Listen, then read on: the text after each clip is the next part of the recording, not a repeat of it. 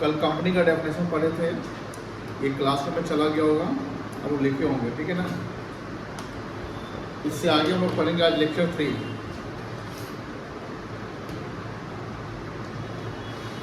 ध्यान रखिएगा।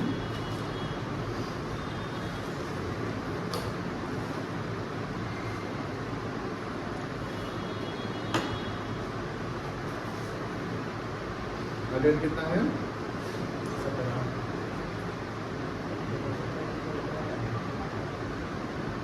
17 जुलाई 25। Types of companies.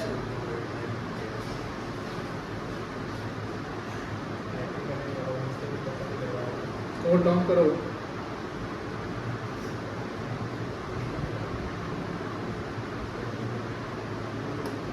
Company के टाइप्स, कंपनी के टाइप्स जो है उसको जनरली 3 करने में बांटा गया है।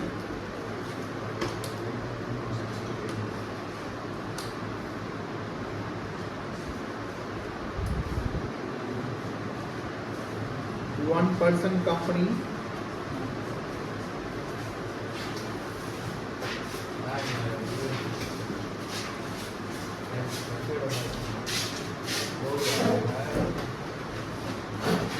प्राइवेट कंपनी,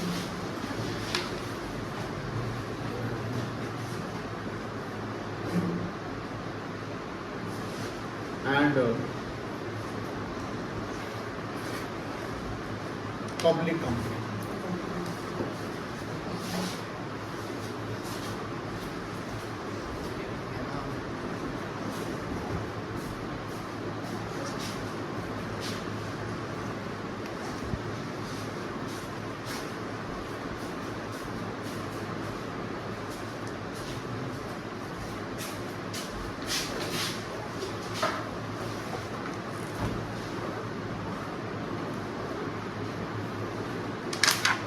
सब 7:30 बजा देता है।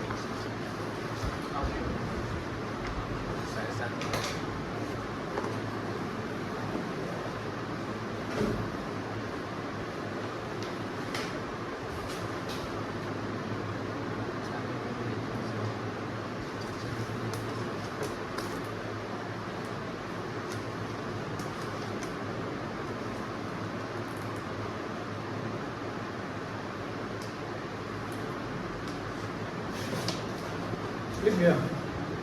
हाँ, जैसे आप जानते हैं कि कंपनी का रजिस्ट्रेशन जो है वो कंपलसरी है, और रजिस्ट्रेशन कंपलसरी कंपनी 2013 के अनुसार है। तो कंपनी डज नॉट मीन कि कंपनी वही होती जो सिर्फ शेयर इशू करती है।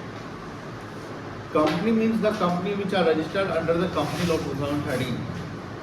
और गवर्नमेंट ने कंपनी लॉ 2013 में जो इनिशिएट किया है कि types of company and formation company के 3 प्रकार के होते हैं, एक वन पर्सन कंपनी, एक प्राइवेट कंपनी, एक पब्लिक कंपनी। बट इसके अलावा भी कुछ कंपनी के नाम होते हैं, जैसे फॉरेन कंपनी हो गया आपका, गवर्नमेंट कंपनी हो गया आपका, स्मॉल कंपनी हो गया, लिस्टेड कंपनी हो गया, अनलिस्टेड कंपनी हो गया। ये सभी कंपनी है, बट जनरली कंपनी को 3 पार्ट में बांटा गया है। वन पर्सन कंपनी का मतलब ये कंपनी का 2013 में आया है। 1956 में कंपनी वन पर्सन कंपनी नहीं था। वन पर्सन नाम से समझ में आ रहा है कि वन पर्सन कंपनी का मतलब क्या है कि even a single person can run a company. ये सब हम लोग जानते भी हैं। प्राइवेट कंपनी जो प्राइवेटली कुछ पर्सन के द्वारा कंपनी में शेयर हेल्ड किया जाता है, जो प्राइवेट कंपनी पब्लिक इशू नहीं करती है। पब्लिक इशू का मतलब शेयर इशू नहीं करती है। प्राइवेट कंपनी जिस कंपनी के नाम के लास्ट में पी लिमिटेड रहता है, जिसमें कंपनी में मेंबर की संख्या मिनिमम 2 होगी और मैक्सिमम 200 होगी, और जब डायरेक्टर की बात करते हैं तो मिनिमम 2 डायरेक्टर होंगे और मैक्सिमम 15 डायरेक्टर होंगे। तो सर कंपनी शेयर कौन सी कंपनी शेयर इशू करती है? 2 पब्लिक कंपनी जो लिस्टेड है वो शेयर इशू करती है। पब्लिक कंपनी जो लिस्टेड है, लिस्टेड स्टॉक एक्सचेंज में है, उसको वो कंपनी का शेयर क्या करती है? इशू करती है। जैसे मिनिमम मेंबर्स चाहिए 7, मिनिमम मेंबर्स कितने चाहिए? और मैक्सिमम की कोई संख्या ही नहीं है, मैक्सिमम अनलिमिटेड है। जैसे रिलायंस में 60 से 70 लाख शेयर होल्डर मेंबर्स, कोई दिक्कत नहीं है। लिखिए ओपीसी के बारे में लिखिए।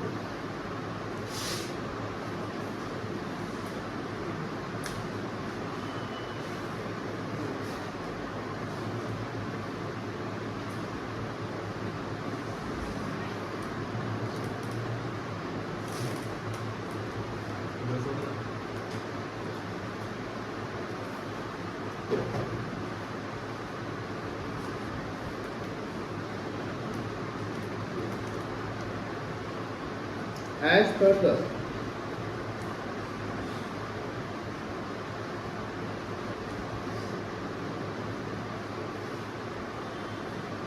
Company Act 2013,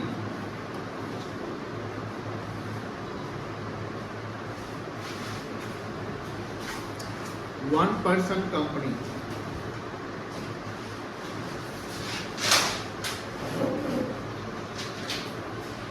means the company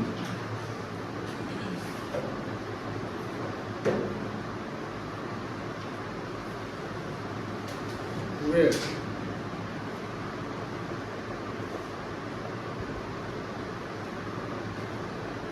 at least where only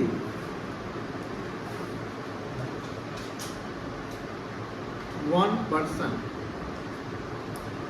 is sufficient to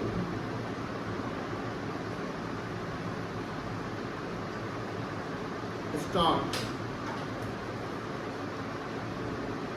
one person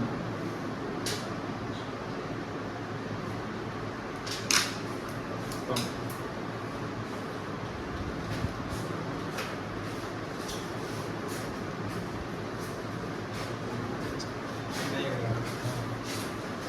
Minimum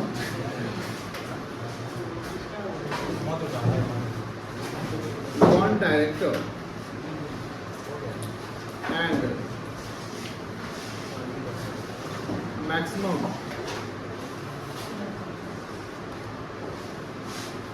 fifteen directors are needed for one person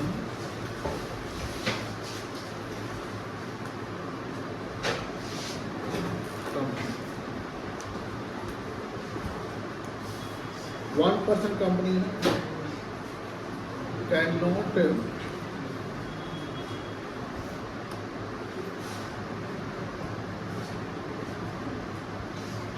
issue shares to general public.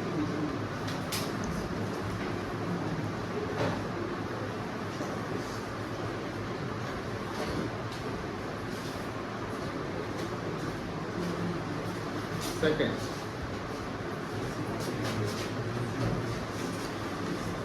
private company.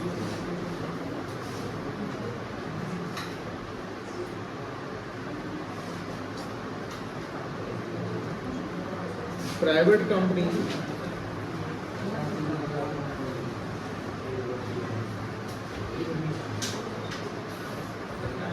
means the company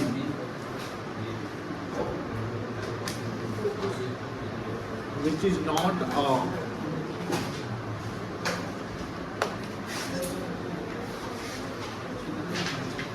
public company and the name of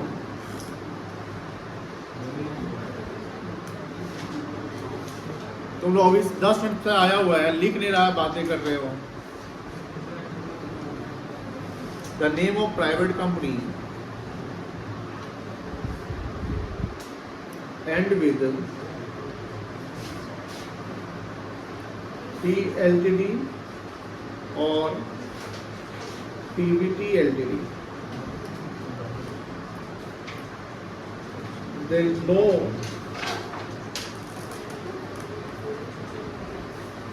any prescribed limit of paid up capital in private company.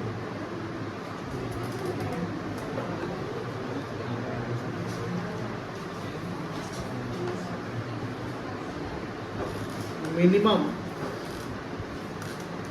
2 members and maximum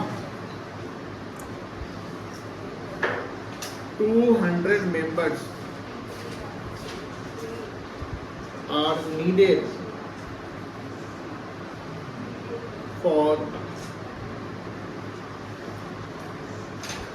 private company.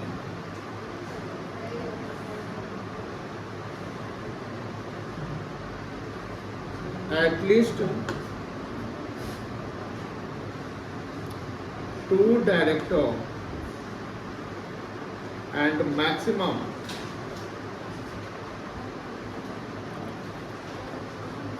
15 directors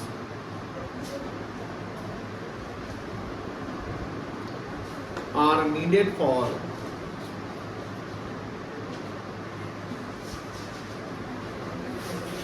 private company. Private company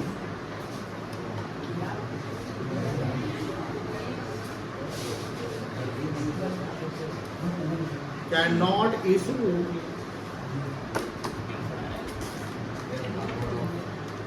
shares to public.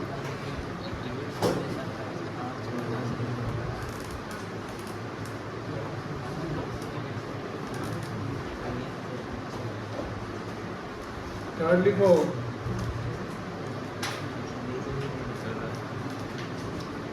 Public company.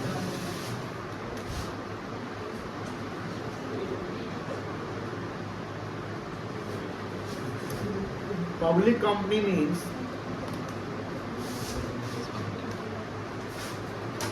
the company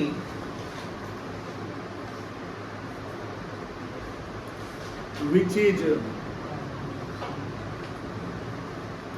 not a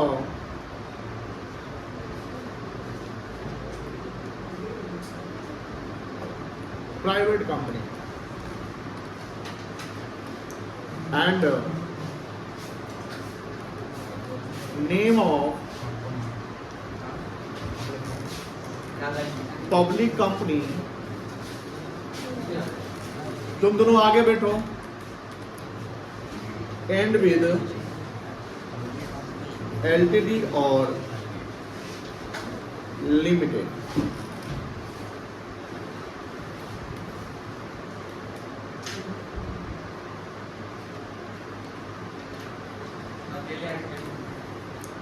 उस दिन क्या समझाए थे कि हम जब बोलेंगे तो तुमको कोई एक्सक्यूज नहीं देना है. दोनों को बोले रहे. रूपाल आगे आ जाओ.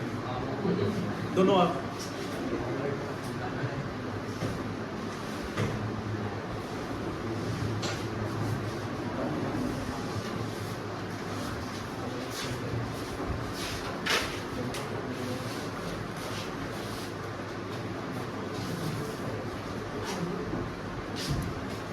Minimum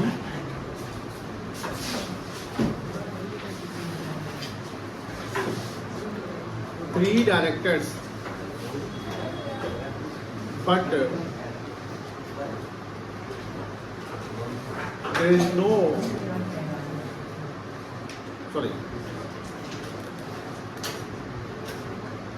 minimum 3 directors and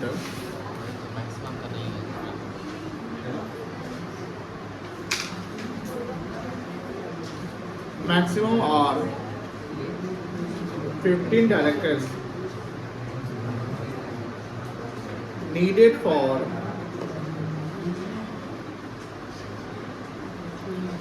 public company.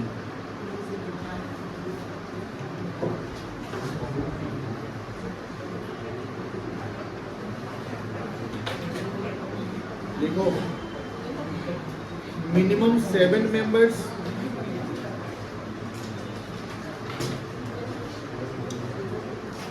and maximum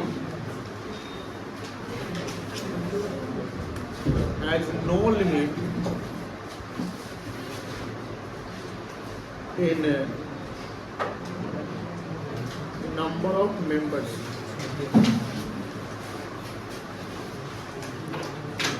in public company.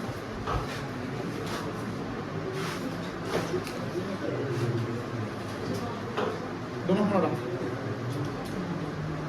वो भी रहो.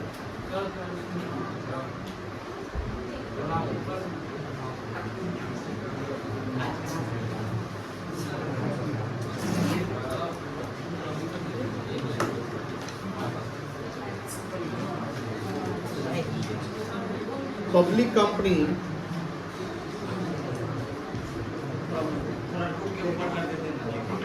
कैन इशू शेयर्स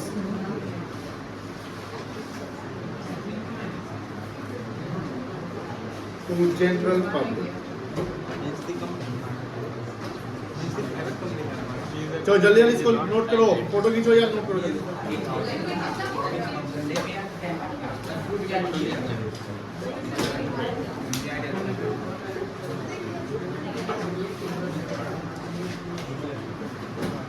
हो गया?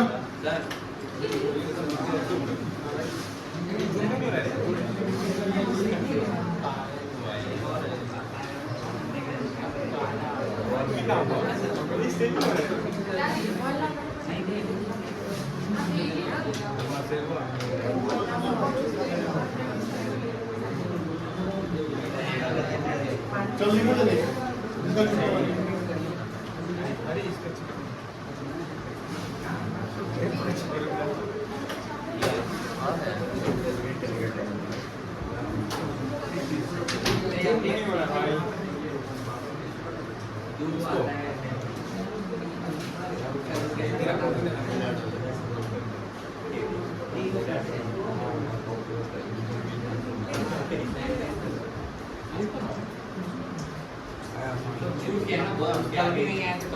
इसका नीचे का नीचे मतलब क्लास में डालने हैं तुमने?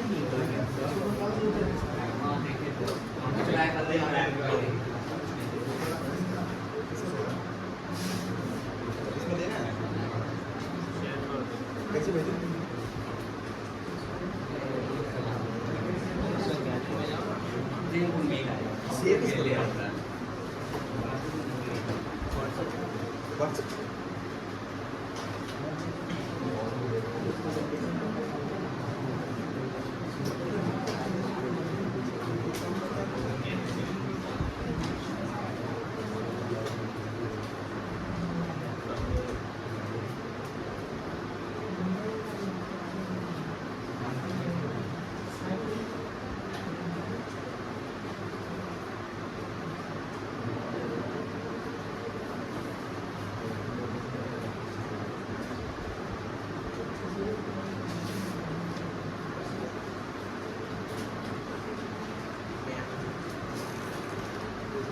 चलिए आगे चलिए, लिखिए।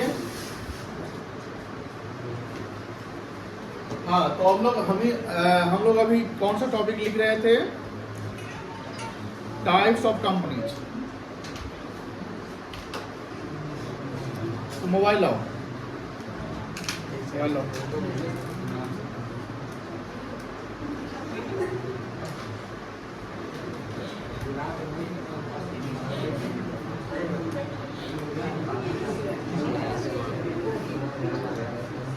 किसको भेज रहे हो? क्या भेज रहे हो तुम?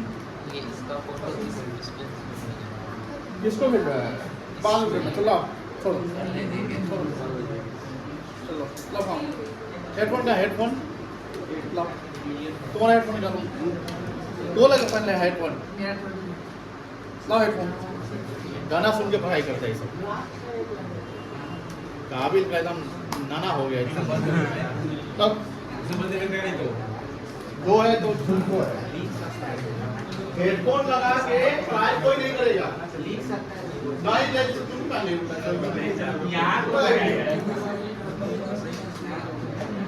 अब तुम तीनों का ड्यूटी है, क्लास शुरू होगा, मोबाइल फोन और हेडफोन जमा ये करें, सबमिट किया गायब होगा, अभी चला गया का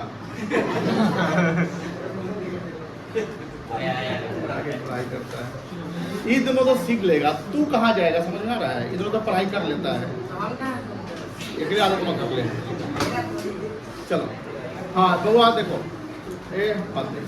types of companies. Types of companies में अभी हम लोगों ने 3 कंपनी, ऐसे जितना लिखा है वो बहुत कम है, बट एग्जामिनेशन पॉइंट में जो एग्जामिनेशन पॉइंट ऑफ व्यू से मतलब उतना ही काफ़ी है।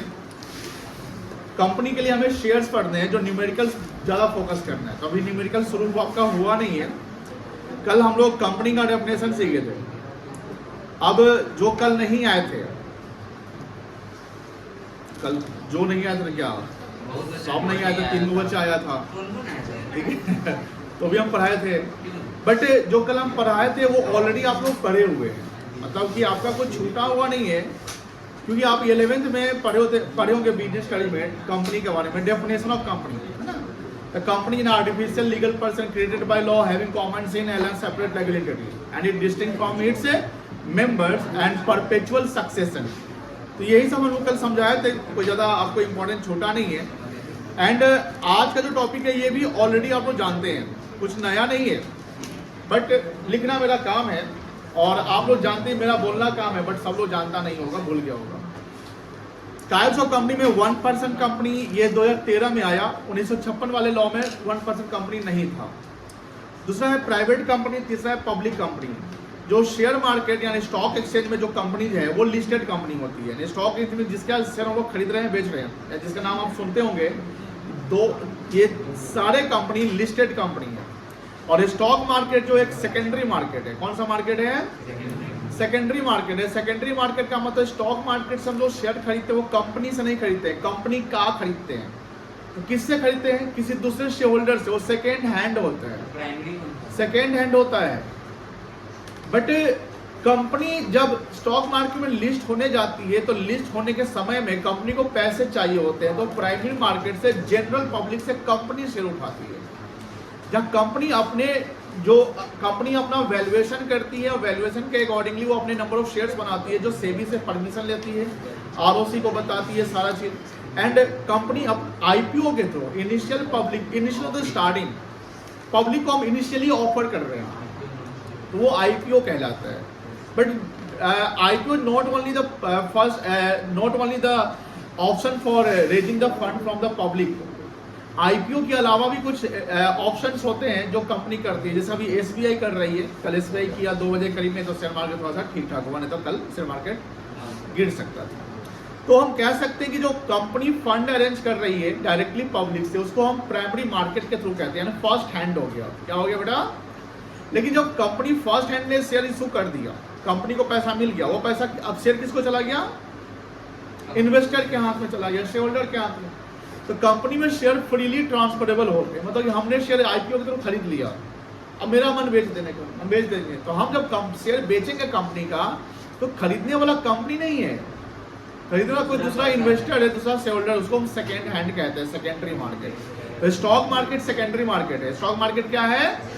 सेकेंडरी मार्केट है, कोई दिक्कत नहीं है। तो ये ध्यान रखना है, कंपनी जो शेयर इशू करती है वो मार्केट में करती है, फाइनेंशियल मार्केट में। इधर वो प्राइमरी मार्केट होगा या सेकेंडरी मार्केट होगा। जनरली मार्केट 2 प्रकार के हैं, आपका मनी मार्केट होता है, कैपिटल मार्केट होता है। मनी मार्केट 1 साल के पीरियड का होता है, कैपिटल मार्केट 1 साल के ऊपर के पीरियड का होता है। एंड कैपिटल मार्केट 2 होते हैं, प्राइमरी मार्केट और secondary market. These all are to be studied in the business study paper. Okay, तो यहाँ पर हमने 3 कंपनी को लिखा है 1% कंपनी। 1% नाम से समझ में आ रहा है कि जिस कंपनी को स्टार्ट करने के लिए कम से कम 1 आदमी भी चाहिए, हो जाएगा, काफ़ी है। तो 1% can start a business. But जब डायरेक्टर की बातें करते हैं तो एटलीस्ट कितना डायरेक्टर चाहिए? 1। लेकिन जब मैक्सिमम की जब बात करेंगे तो मैक्सिमम चाहिए कितना? आपको 15 डायरेक्टर चाहिए। 1% कंपनी शेयर इशू नहीं कर सकता है, ठीक है ना। प्राइवेट कंपनी, जिस कंपनी के नाम के लास्ट में पी लिमिटेड या प्राइवेट लिमिटेड रहता है, इसमें मिनिमम 2 मेंबर चाहिए और मैक्सिमम 200 मेंबर चाहिए। मिनिमम 2 डायरेक्टर और मैक्सिमम 15 डायरेक्टर चाहिए प्राइवेट कंपनी के। Director and member both are different, है ना। डायरेक्टर जो कंपनी का डायरेक्टर है वो एक एम्प्लॉय होता है, जिसको रेम्युनरेशन मिलता है। मेंबर जो होते हैं वो कंपनी के शेयर होल्डर, जो इन्वेस्टर है, जो कंपनी में पैसा लगाए हुए हैं। प्राइवेट कंपनी में शेयर इशू नहीं करती है, ध्यान रखिएगा। लेकिन हाँ, प्राइवेट कंपनी में जैसे क्या है ना कि जैसे मैक्सिमम मेंबर जब 200 की बात कर रहे हैं तो कहीं लिमिटेशन आ गया है। क्या गया है? लिमिटेशन आ गया है। तो कुछ प्राइवेट कंपनी में जो 200 या 200 या 50 या 150 जो भी है, वो अपने में शेयर बाई कर लेते हैं। मतलब चलो ठीक है, हम भी 10% ले लेते हैं। जैसे मान लो कि अभी आईपीएल की टीम सब है ना, तो वो सारी कंपनी जो है वो प्राइवेट लिमिटेड में है, वो पब्लिक इन्वेस्टमेंट नहीं है। अब उसमें अगर आप उसमें जो कोई इन्वेस्टमेंट किया हुआ है तो वो उसका पीरियड लॉक हो जाता है। लॉक इन द सेंस कि आप फ्रीली आप नहीं निकल सकते कि जब मन के आप निकल गए, जब मन के आप उसमें इन करें। उसका एक एग्रीमेंट अलग तरीके से होता है। तो प्राइवेट कंपनी ध्यान रखिएगा, शेयर इशू पब्लिक को नहीं करती। थर्ड आ रहा है पब्लिक कंपनी, यही इंपॉर्टेंट है और हम लोग को इसी का अकाउंटिंग करना है। पब्लिक कंपनी, जिस कंपनी के नाम के लास्ट में सिर्फ क्या वर्ड यूज होगा? जैसे Tata limited, Reliance limited, Infosys limited, जितनी भी कंपनी स्टॉक मार्केट में, सब कंपनी के नाम के लास्ट में लिमिटेड LTD लिखा हुआ है। क्या लिखा हुआ है बेटा? LTD। जैसे हम आपको निफ्टी 50 दिखाते हैं, निफ्टी समझते हैं ना? निफ्टी का निफ्टी 50 जो हुआ, इसमें इंडिया की टॉप 50 कंपनी के बारे में लिखा हुआ था।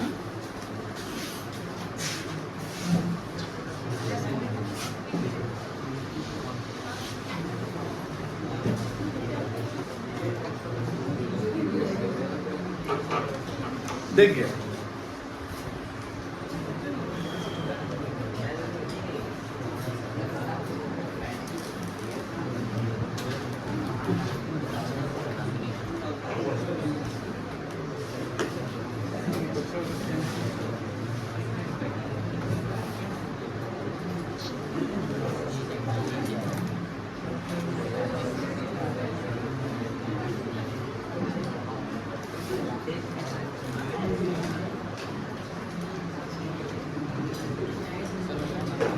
यहाँ सब कंपनी देखो, yes bank limited, Vodafone limited, सब कंपनी के लास्ट में क्या लिखा हुआ है आपका? लिमिटेड लिखा रहेगा। इसका मतलब क्या है? ये सब कंपनी कौन सी कंपनी है? Public company. क्या बेटा? Public company. कोई दिक्कत नहीं है। चलिए, अब इस पब्लिक कंपनी में जो मिनिमम डायरेक्टर चाहिए वो 3 चाहिए। कितने चाहिए? और मैक्सिमम जो है वो डायरेक्टर की संख्या, डायरेक्टर 15। जब मेंबर्स की बात करते हैं तो 7 मेंबर्स मिनिमम और मैक्सिमम कोई लिमिट नहीं है। बट ये ध्यान रखिएगा, public company by passing special resolution can increase the limit of its director. Public company by passing a special resolution can increase the limit of its director more than 15। मतलब 15 से अधिक director हम रख सकते हैं, उसके लिए एक स्पेशल रिजोल्यूशन पास करना पड़ता है। वो कौन करेगा? आपका पब्लिक कंपनी। जैसे रिलायंस इंडस्ट्रीज का हम डेटा दिखाते हैं आपको।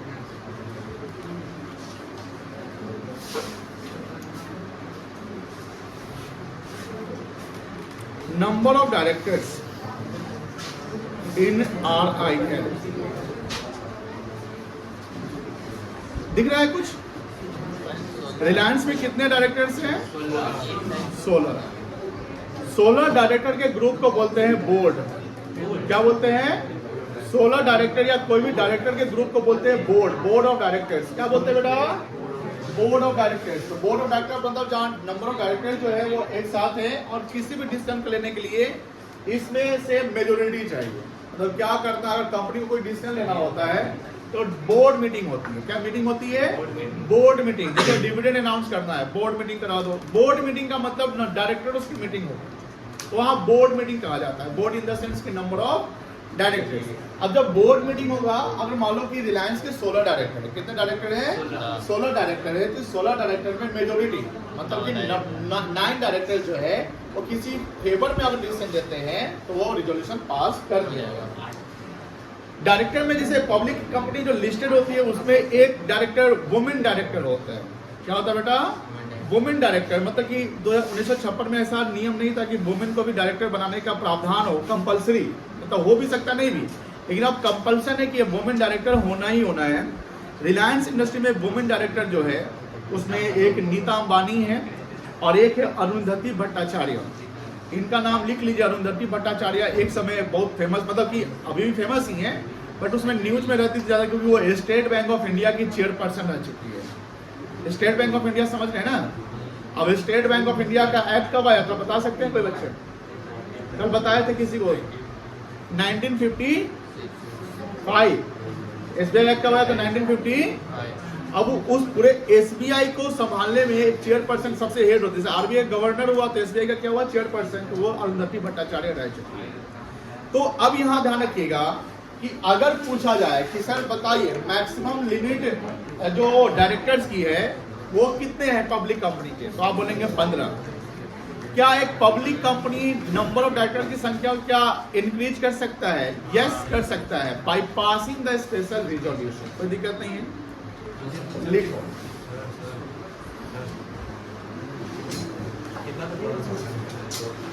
बता सकते, कितना बना सकते हैं? पब्लिक कंपनी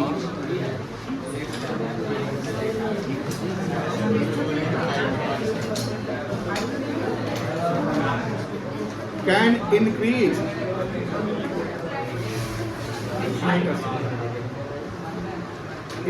द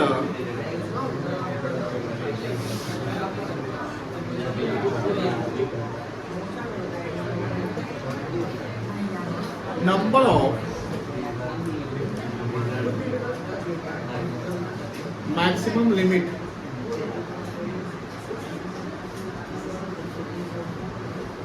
तुम लोग दोनों जगह बात ही करते रहेगा तो क्या करेगा? कहे ना कहे भरोसा दिला रहा है, हद है तुम दोनों कहानी।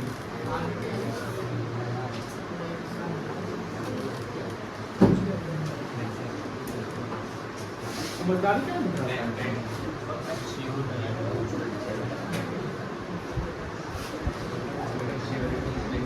By passing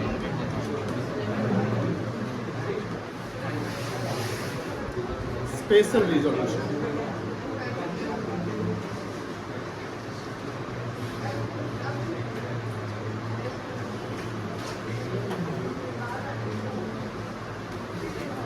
Apart from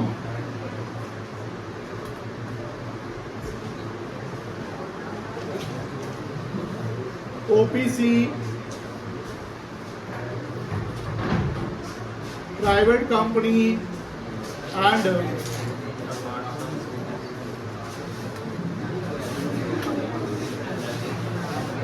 public company, there are some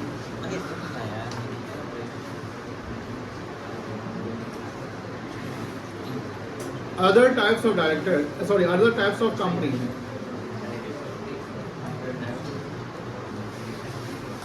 which are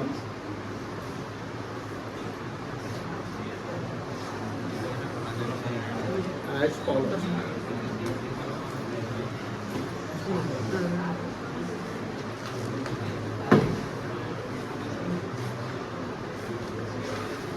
government companies बता सकते हैं क्या होता है? बोलिए, पता करें किन पे गवर्नमेंट कंपनी कितना हो सकता है, क्या होता है बता सकते हैं?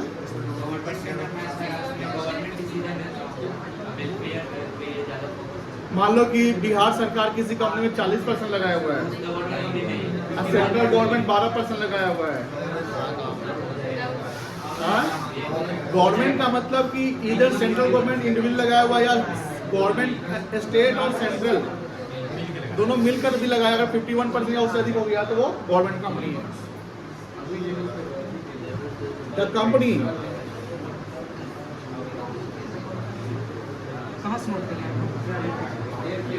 in which state controlling power of government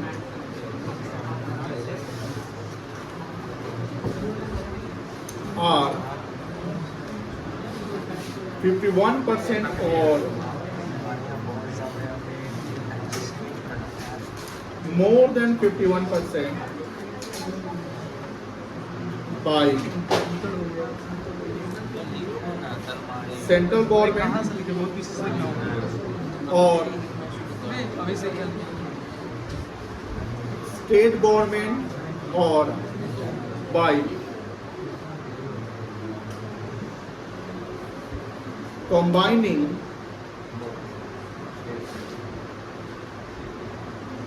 both central and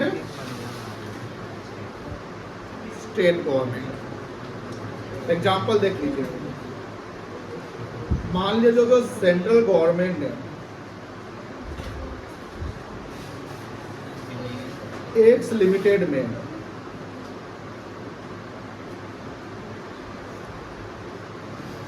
55% investment कर रखा है तो एक्स लिमिटेड कहलाएगा गवर्नमेंट कंपनी।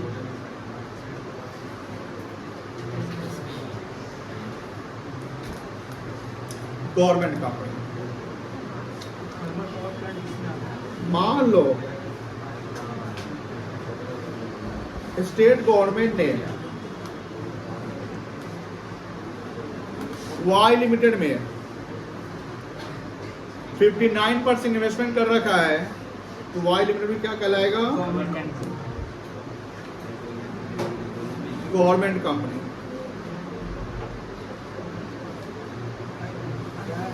मान लो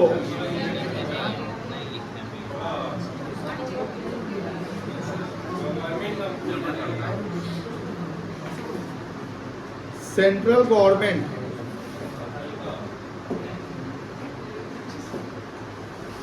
जेट लिमिटेड में 40% इन्वेस्टमेंट किया है, क्या ये गवर्नमेंट कंपनी कहलाएगा? जेट लिमिटेड नहीं कहलाएगा। स्टेट गवर्नमेंट 9% इन्वेस्टमेंट किया है, क्या गवर्नमेंट कंपनी कहलाएगा? 19% किया है, कहलाएगा? यस कहलाएगा। ये नहीं हो जाएगा क्या? Government company. कोई दिक्कत नहीं है, यहाँ तक लिख लिए हैं क्या? ऊपर का छोटा नहीं है ना? 19% में कैसे गवर्नमेंट कंपनी कहलाएगा? अच्छा हाँ हाँ। उसको पॉज करो थोड़ा सा। एक एग्जांपल है, यहाँ एक्स लिमिटेड लिखा हुआ है, ये कौन सी कंपनी है?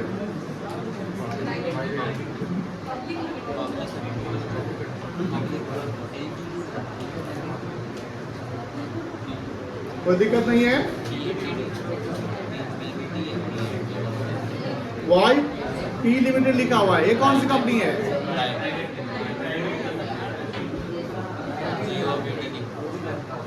कोई दिक्कत नहीं है ना?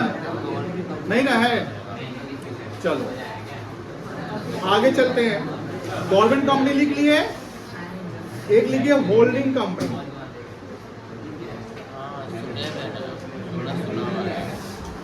कोई समझा सकता है होल्डिंग कंपनी क्या होता है? जो गवर्नमेंट और इसके प्राइवेट कंपनी दोनों का होल्डिंग रहता है। बोलिए। DMRC तो फिर गवर्नमेंट कंपनी किसको कहेंगे?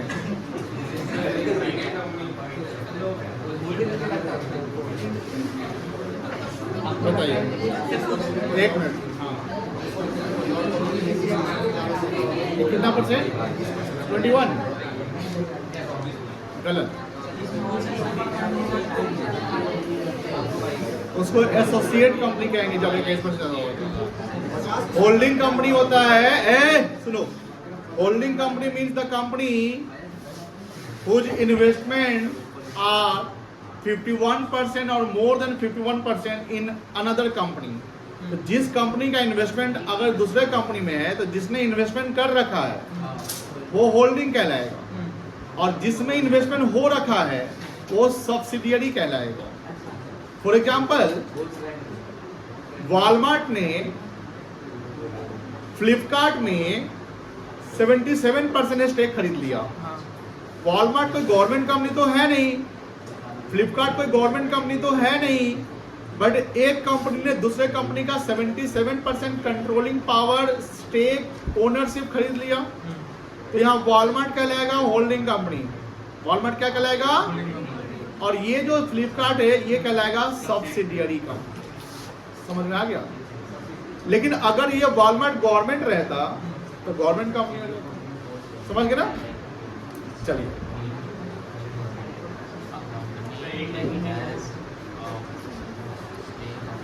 Company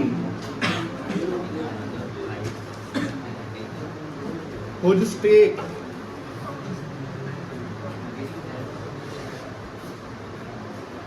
control and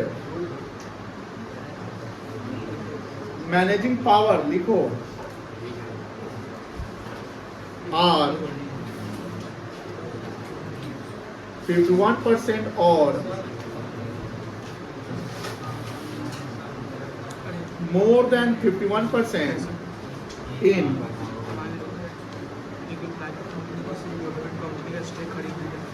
other company is called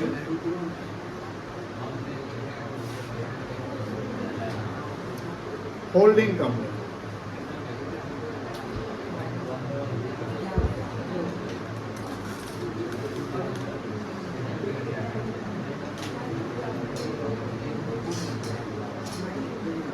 Subsidiary company.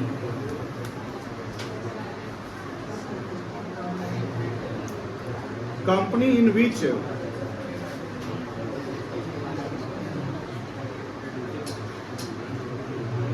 there are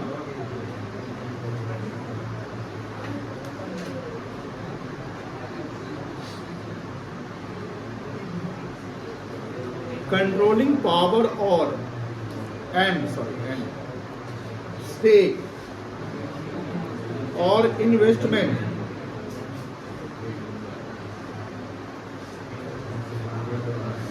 are 51% or more than 51% is called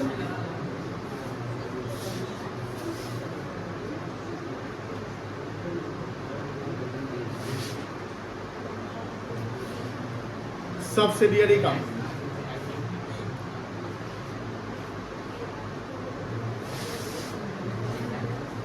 मान लो वॉलमार्ट ने इन्वेस्टमेंट किया है फ्लिपकार्ट में कितना परसेंट? 77%. तो ये कहलाएगा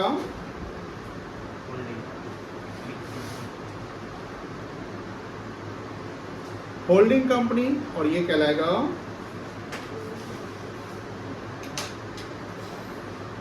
सब्सिडियरी कंपनी.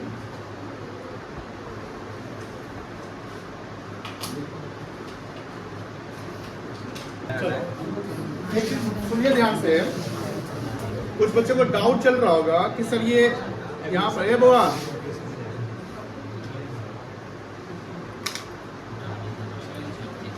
प्राइवेट कंपनी और पब्लिक कंपनी में किसी को ये कंफ्यूजन होगा कि प्राइवेट कंपनी मतलब प्राइवेट सेक्टर, पब्लिक कंपनी मतलब गवर्नमेंट सेक्टर. ये रॉन्ग है.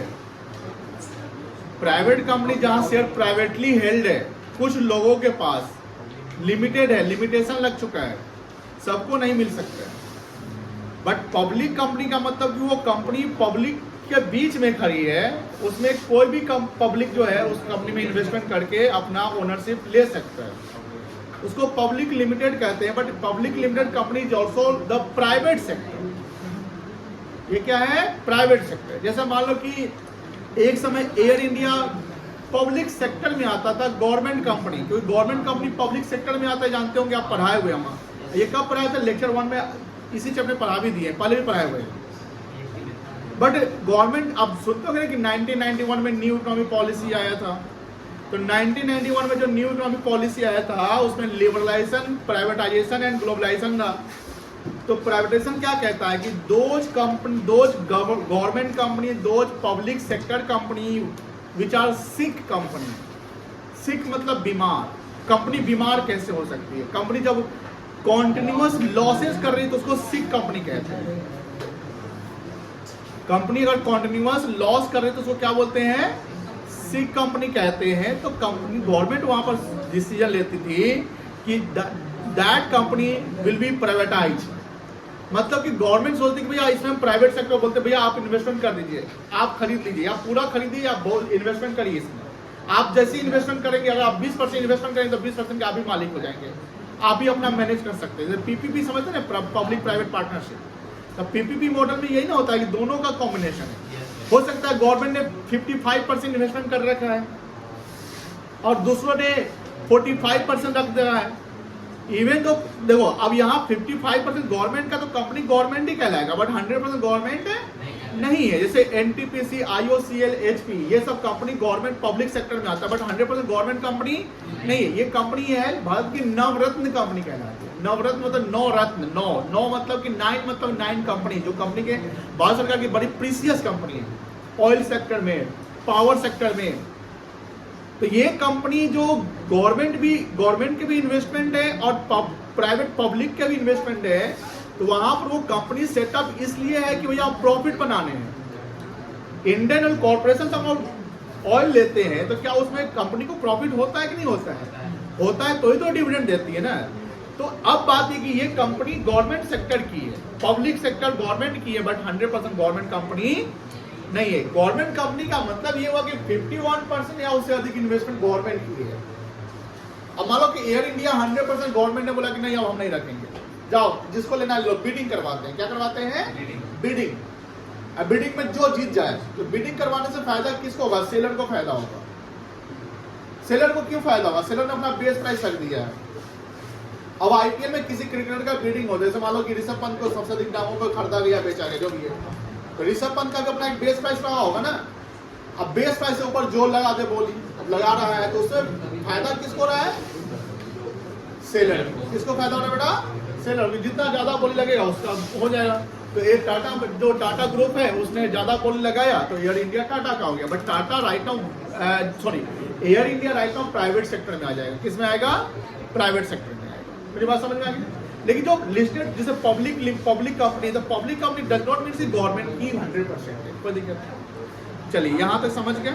यहां देखिए, अभी इसको और समझना है। देखिए इसमें थोड़ा सा टेक्निकल चीज है तो आपको समझने है। जैसे मान लो ये ए लिमिटेड है,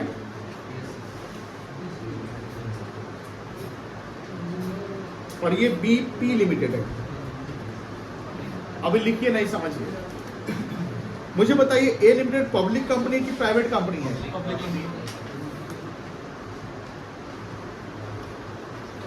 और बी लिमिटेड क्या है? बी लिमिटेड प्राइवेट है।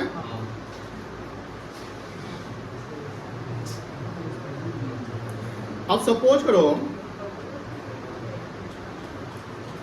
यहां पर ए लिमिटेड ने 70% इन्वेस्टमेंट बी लिमिटेड कर दिया, समझ गए? अब नेचर की बात करें तो ए क्या कहलाएगा?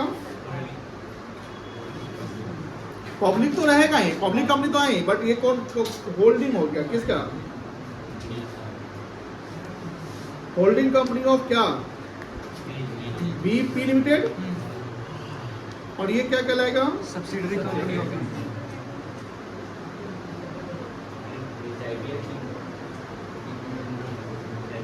कोई दिक्कत है?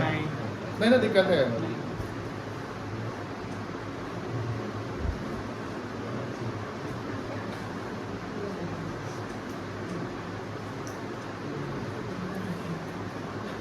अब देखो, मुझे बताओ, क्या इन्वेस्टमेंट होने के बाद बी में किसका इन्वेस्टमेंट ज्यादा है? अब मुझे बताइए, क्या बी अभी भी प्राइवेट कंपनी कहलाएगा कि पब्लिक कंपनी होगा कि हमको पता ही नहीं है? क्या बी प्राइवेट कंपनी है राइट नाउ इन्वेस्टमेंट के बाद? पब्लिक कंपनी है? पता नहीं। Both of these.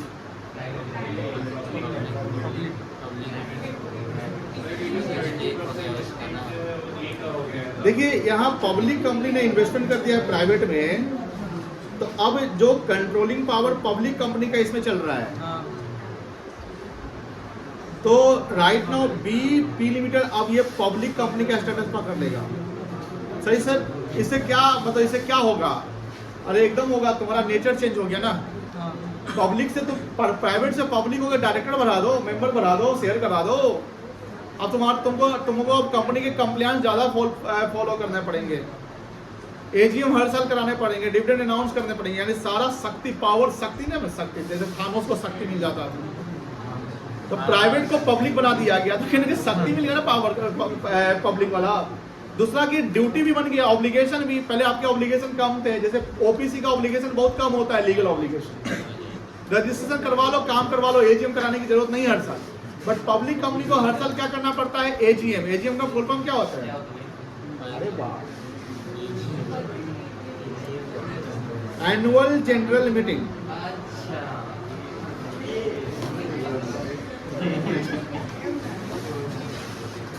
एक होता है EGM, AGM compulsory public company को हर साल कराने हैं, जैसे रिलायंस का अगस्त में आता है, अब जुलाई हो रहा है ना, अगस्त, अब रिलायंस का शेयर खरीद कर रख लीजिए। हम गारंटी कहते हैं आपका शेयर जो खरीदाएगा आज से, अब कल बढ़ जाए आज बढ़ जाए ये हम नहीं कह सकते हैं, बट अगस्त तक में आपका 5% 10% शेयर बढ़ जाएगा। रिलायंस इंडस्ट्री लिमिटेड का आप जियो का शेयर खरीद लीजिए, कंफर्म बढ़ जाएगा। अब सर ऐसा आप क्यों बोल रहे हैं, तो कुछ एक्सपेक्टेशन है, अमेरिका से ट्रेड डील भी होने वाला है, पॉजिटिव माइंडसेट से चलना है। और दूसरा, कंपनी का जब एजीएम होता है तो उस बात नहीं, कंपनी का जब एजीएम होता है तो उसमें कंपनी डिसीजन लेती है, कुछ अनाउंसमेंट करती है, प्रोजेक्ट बताती है कंपनी को क्या करना है। और कोई भी कंपनी के जो चेयरमैन जब एजीएम में स्पीच देंगे तो निगेटिव तो स्पीच देंगे नहीं। और रिलायंस का अभी तक का हिस्ट्री रह चुका है कि रिलायंस कभी भी निगेटिव स्पीच नहीं देता है। मार्केट में हमेशा हर साल कोई नया कारनामा कर देता है जिससे उसके शेयर प्राइस क्या होते हैं, बढ़ते हैं। तो लॉन्ग टर्म इन्वेस्टमेंट से रिलायंस सबसे बेस्ट और सबसे सेफ है इंडिया के लिए। लेकिन अब बात ये हो रही है, don't be expert please, don't be expert, बातें नहीं करो। एजीएम समझ गया, एक हमने लिख दिया एजीएम, है ना। अब ये एजीएम क्या होता है भाई, कोई बता सकता है इसका फुल फॉर्म? एजीएम कंपलसरी आपको पर्टिकुलर डेट को कराना है ऐसा नहीं है, बट एजीएम कब हो सकता है, जब कोई इमरजेंसी, कोई ऐसा सिचुएशन आता है कि करना पड़ेगा, मीटिंग करवाना, तो इसको बोलते हैं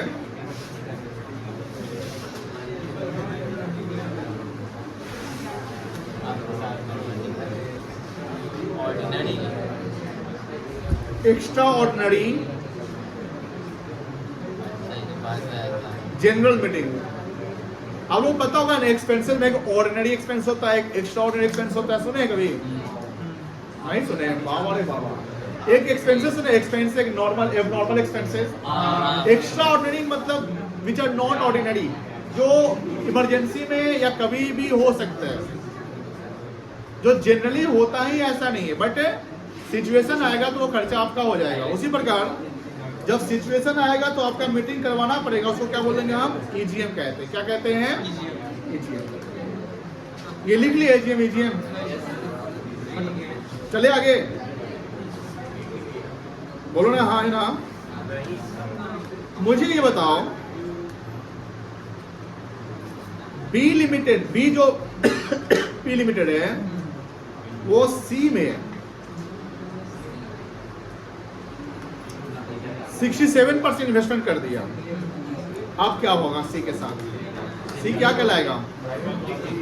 पब्लिक कहलाएगा, ठीक है। और क्या होगा? क्या सब्सिडी कहलाएगा? सब्सिडियरी किसका? किसका? बी का कहलाएगा, ए का कहलाएगा।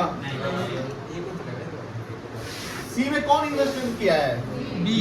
तो सब्सिडी सी किसका सब्सिडी है? बी का। बी का है। अब मेरा ये सवाल है कि क्या वो ए का भी सब्सिडी कहलाएगा? हाँ यस सर।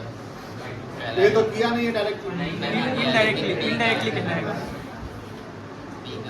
हाँ कहलाएगा। कितने लोग पक्ष में कि एक ए भी ए का भी सब्सिडी होगा? 4 बच्चा है, तो लोग नहीं है।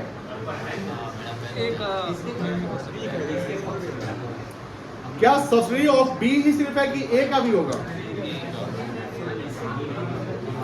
दोनों का होगा। अरे ऑब्वियसली बी जो पैसा अगर लगा रहा है सी में, तो बी पैसा किसका लगा रहा है? ए का लगा रहा है। अब मुझे बताओ, ए जो होल्डिंग किसका है? बी का। यहाँ एंड सी लिख सकते हैं आप, और बी के बारे में क्या लिख सकते हैं? होल्डिंग लिख सकते हैं। किसका होल्डिंग? सी का। होल्डिंग ऑफ क्या? सिर्फ सी। बी होल्डिंग किसका होगा? सिर्फ और सिर्फ सी का। सी का होगा, बिकॉज बी ने इन्वेस्टमेंट यहाँ किया। सी में इन्वेस्टमेंट जब हो गया तो बी ऑलरेडी सब्सिडियरी किसका है? ए का। तो सी जो सब्सिडियरी कहलाएगा वो बी का तो कहलाएगा ही कहलाएगा, ए का भी हो जाएगा। जब ए की भाषा ए की बात करेंगे तो ए होल्डिंग बी का तो होगा ही होगा, ए होल्डिंग किसका भी हो जाएगा? सी का। सी का। बट बी जब होल्डिंग होगा तब बी होल्डिंग सिर्फ किसका रहेगा? सर अगर सी डी में कर दिया तब वही कहानी। वही हो जाएगा। तो सी अगर डी में कर दिया इन्वेस्टमेंट तो डी सब्सिडी हो जाएगा सी बी और ए का। बोलो हाँ है ना? उसके बाद बी जो होल्डिंग होगा वो सी और डी दोनों का हो जाएगा, तो समझ रहे हो? और ए अगर होल्डिंग होगा तो बी सी और डी तीनों का हो जाएगा। कोई दिक्कत नहीं है। ये फ्लोचार्ट ड्रॉ करो, सब कुछ ड्रॉ करो जो लिखा सर हुआ है। सर सर बस इसको नोट करके